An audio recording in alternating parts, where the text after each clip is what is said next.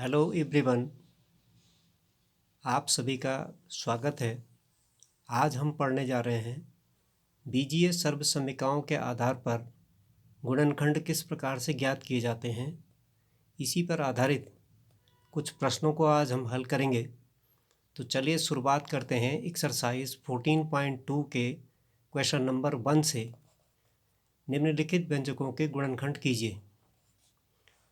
तो पहला वाला पार्ट है हमारे पास में a² + 8a + 16। देखिए इस पार्ट में हमें जैसा दिख रहा है, यदि इसकी तुलना हम सर्वसमीकरण नंबर 1 से करें, अर्थात a + b² से करें, तो हमें प्राप्त होता है a² + 2ab + b²। तो देखिए यहाँ पर इसको इस प्रकार से लिखेंगे, a² + 2ab को छोड़ देते हैं, पहले 16 को लिख सकते हैं हम 4 के स्क्वायर के रूप में। तो हमारे पास a = संयोगवश a ही है यहाँ पे, और b = 4। तो 2ab के रूप में अब 8a को लिखेंगे हम 2a × 4, 4 2 = 8, 8 × a = 8a। तो हमारे फैक्टर्स यहीं पे निकल के आ गए, a + 4 का होल स्क्वायर = इसको हम इस रूप में भी लिख सकते हैं, a + 4 2 bar a + 4। Next part 2, p² - 10p + 25।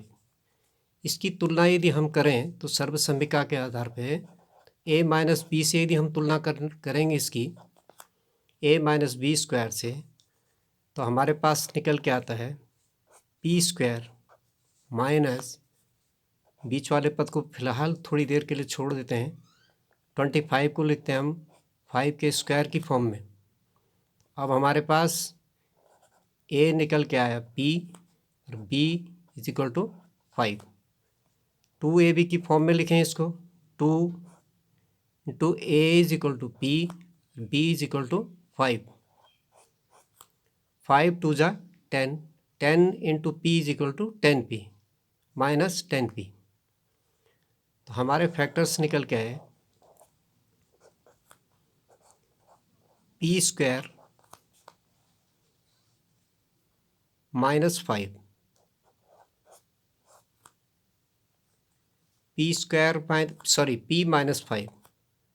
p - 5 का होल स्क्वायर। तो p - 5 के होल स्क्वायर को p - 5 और p - 5 भी हम लिख सकते हैं। यह है हमारे पास में सेकंड पार्ट क्वेश्चन नंबर 1 का। चलते हैं थर्ड पार्ट पे। थर्ड पार्ट है हमारे पास में 25m² + 30m + 9। इसको भी हम a + b² से कंपैरिजन कर सकते हैं इसका। तो सबसे पहला वाला टर्म है इसका जो 25m², इसको लिख सकते हैं हम 5m²। 5 5 = 25, m × m = m² plus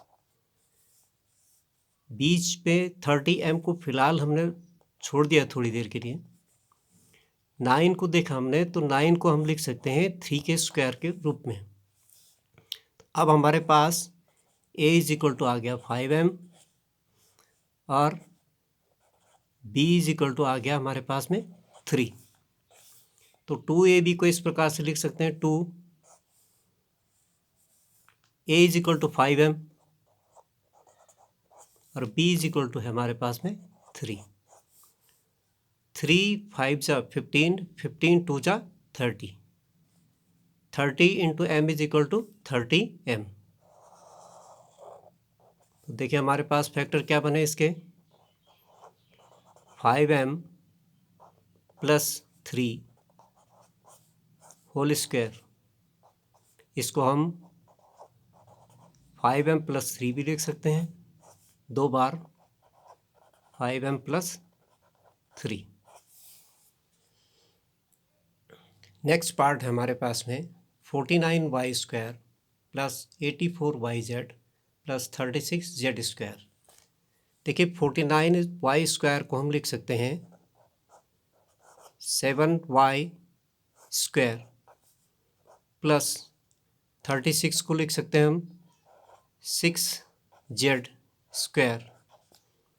a बराबर 7y आ गया हमारे पास में और b is equal to 6z। तो 2ab के रूप में 84yz को लिखें हम, यदि हम ऐसा लिखेंगे इसको 2 7y 6z 6 7 जा 42 और 42 2 जा 84 y into Z is equal to Y Z. देखिए फैक्टर निकल के आ गया हमारे पास में 7y plus 6z whole square. इसको हम 7y प्लस 6z और 7y प्लस 6z इस प्रकार से लिख सकते हैं। फिफ्थ पार्ट है इसका 4x² माइनस 8x प्लस 4। देखिए इसकी तुलना हम कर सकते हैं a माइनस b² की सर्वसम्मिका से। तो 4x² को लिख सकते हैं हम 2x², 2 2 जा 4, x into X is equal to x² minus यहाँ पे प्लस का साइन 4 को लिख सकते हैं हम 2 के स्क्वायर की फॉर्म में। अब हमारे पास में a इज इक्वल टू आ गया 2x और b इज इक्वल टू आ गया 2। तो 2ab की फॉर्म में 8x को लिखेंगे अब। तो 2x और साथ में मल्टीप्लाइड बाय 2, 2 2 जा 4, 4 2 जा 8, x 8x। तो देखिए हमारे पास में जो फैक्टर निकल के आए वो इस प्रकार से निकल के आए 2x माइनस 2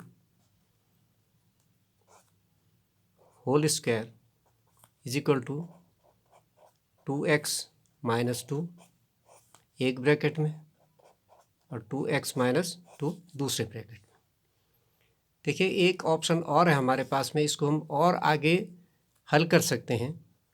देखिए 2x माइनस 2 है तो 2x माइनस 2 में 2 कॉमन, ब्रैकेट में x, 2 1 जा 2 माइनस 1 मल्टीप्लाइड बाय, देखिए फिर से ब्रैकेट, एक ब्रैकेट में 2 पद हैं 2x minus 2, further 2 common, x minus 1, 2 2 जा 4, 2 2 जा 4, x minus 1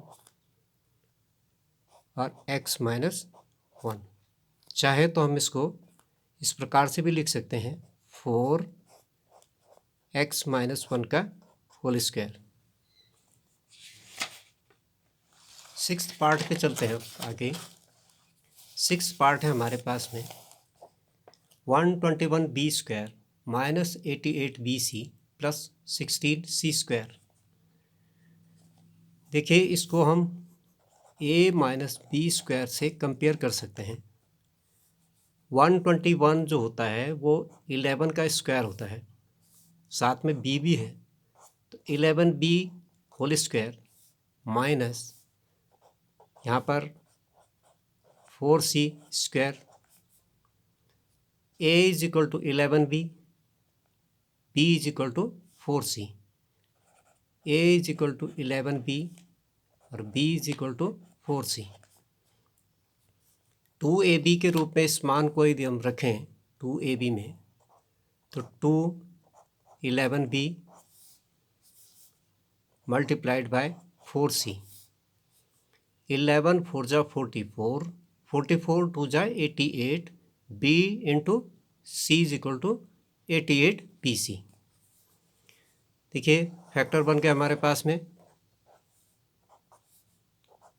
11b minus 4c square. इसको दो बार लिख सकते हैं हम इस प्रकार से 11b minus 4c and 11b minus 4c। Seventh part है हमारे पास में l प्लस एम का स्क्वायर माइनस 4lm। देखिए यहाँ पर ऑलरेडी एक सर्वसम्मिका दिख रही है हमें a प्लस बी स्क्वायर के रूप में। तो अब इसका विस्तार करें, यदि एक्सपेंड करें इसको l प्लस एम स्क्वायर को, तो हम इसको लिख सकते हैं l square plus 2lm plus M square और माइनस 4lm हमारे पास में है।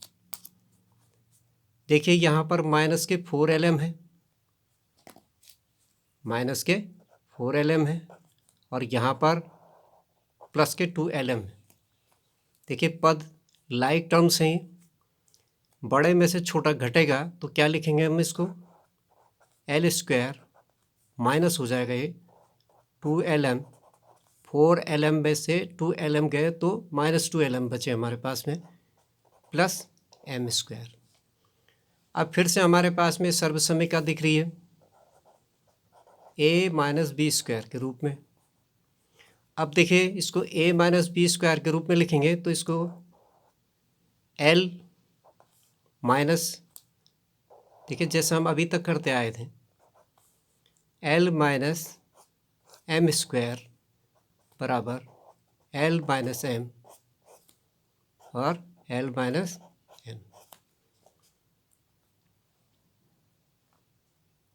क्वेश्चन नंबर फर्स्ट का लास्ट पार्ट है, आठवां part, a to the power 4 plus 2a square B square plus b to the power 4। देखिए इसकी तुलना यदि हम करें, इसका कंपैरिजन करें हम, तो ये a प्लस बी के स्क्वायर के फॉर्म में दिख रहा है हमें। a टू द पावर 4 को हम लिख सकते हैं a to the power 2 to the power 2 plus बीच वाला पार्ट छोड़ दिया है फिलहाल हमने, b to the power 2 to the power 2। a to the power 2 to the power 2 का मतलब क्या है, 2 into 2 is equal to 4, a to the power 4। देखिए तो a इज इक्वल टू हमारे पास में क्या हो गया, a इज इक्वल टू हो गया हमारे पास में a स्क्वायर और b इज इक्वल टू हो गया हमारे पास में b स्क्वायर। अब 2ab की फॉर्म में लिखेंगे इसको, 2a square multiplied by b square. तो हमारे पास में जो फैक्टर निकल के आए वो निकल के आए a square plus b square whole square, a square plus b square का होल स्क्वायर। इसको हम ऐसे लिख सकते हैं a square plus B square और a square plus B square, ये हमारा आंसर। इसी के साथ प्रश्न नंबर 1 समाप्त होता है। प्रश्न नंबर 2 में फिर से मिलते हैं, तब तक गुड बाय।